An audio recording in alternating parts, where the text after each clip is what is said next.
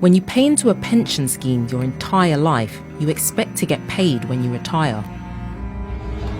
We have registered our grievances. Yes. The whole world is aware of what is happening today. Yes.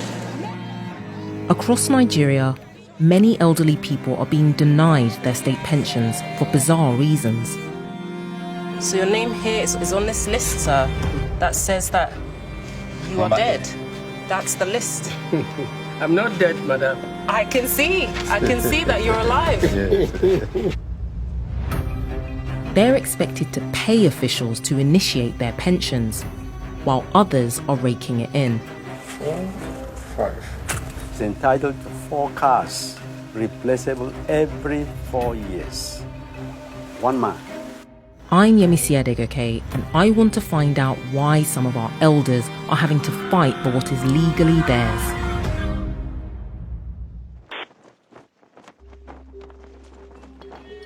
Every year in Nigeria, thousands of nurses, teachers, and other government workers retire, expecting to swap their salary for a pension to support them in old age.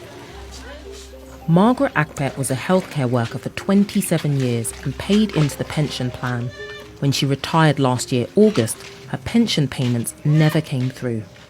Life is no money, no nothing, and I cannot do anything. I cannot take care of my family. My aged mother is there. I cannot take care of her. When she reached out to the pension office, she was told to pay money to get her papers moving, which she did, but nothing happened. So I am just like that, stranded. Her son, Obaji, who has been supporting her financially, agreed to secretly film any further interactions he had with the pensions office on her behalf. He arranged a meeting with an official called Angela Etta. She described their meeting as a visit to a temple, and she wanted an offering. Then they call this place shrine. You know, say when you go shrine, you must drop something. No one actually uses the word bribe, but it seems that payment is expected. Payment to a government worker whose job it is to pay out pensions. Okay, let me see what I have here. Obaji does what he's expected to do. 4, 5. Okay. For the shrine. All right. Thank you very much. You've done well. Thank you so much. We've heard similar stories of pension corruption at all levels and across Nigeria. And in fact, in 2019, 400 billion naira was owed to pensioners across the country. When you retire, it's like you are in hellfire. You are no more a human being again.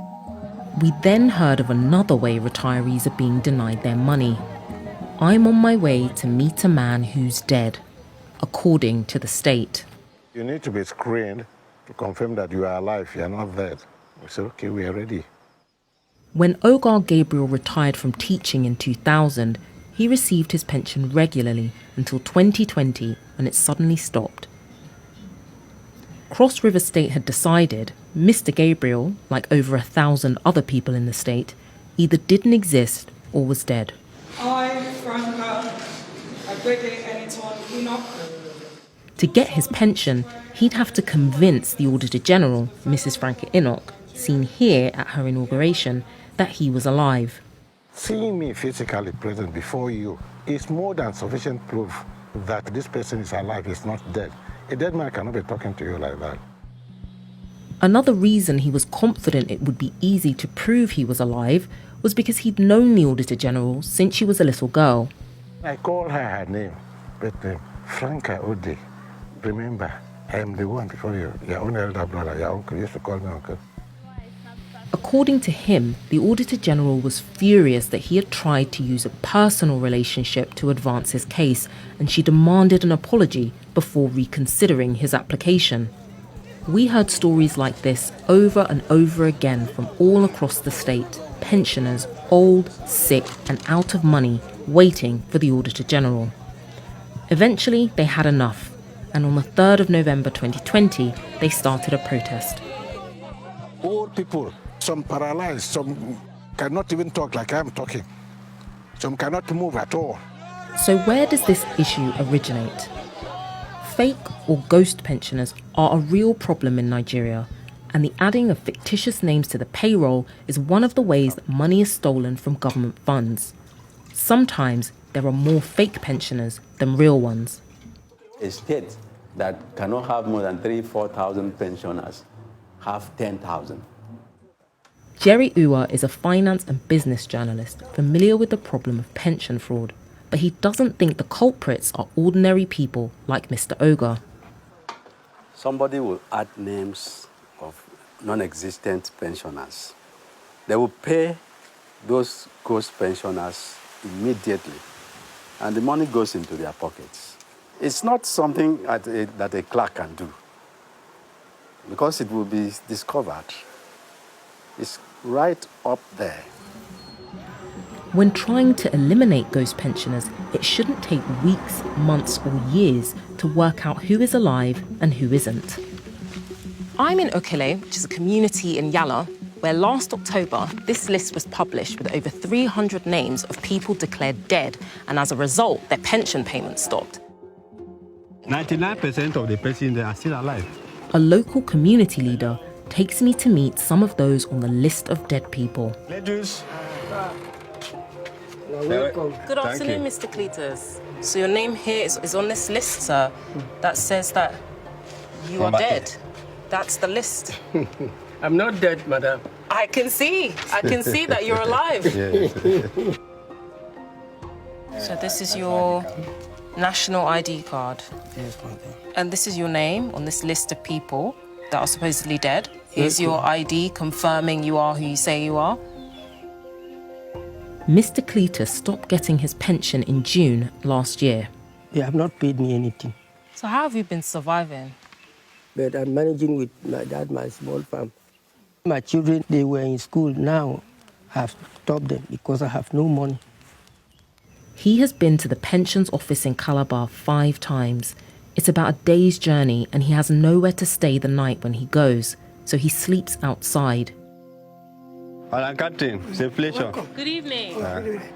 I can see that your name is here on this list of ghosts. It says that you're a ghost pensioner, but here you are, alive. Yes. ID card, your voter's card. She shows us her voter's card and it appears to be the same woman who is alive and standing in front of me. It's my bank statement. But it's been nearly 2 years since she last received her pension. While some pensioners are struggling to get the money they're owed, there is a group of Nigerians who can expect a bit more from retirement. Politicians. Because Nigeria is run on a federal system, each state gets to decide a lot of its own laws, which is handy if you run the state. No to political life pension. Like Lagos State, the governor is entitled to 2 houses, one in Lagos, one in Abuja, in a location of his choice. That's what the law says. Then he's entitled to 300% of his basic as pension. He's entitled to 4 cars, replaceable every 4 years. 1 man. And that same state that is doing so much for 1 man is owing thousands of pensioners 3 years of pension that has not been paid.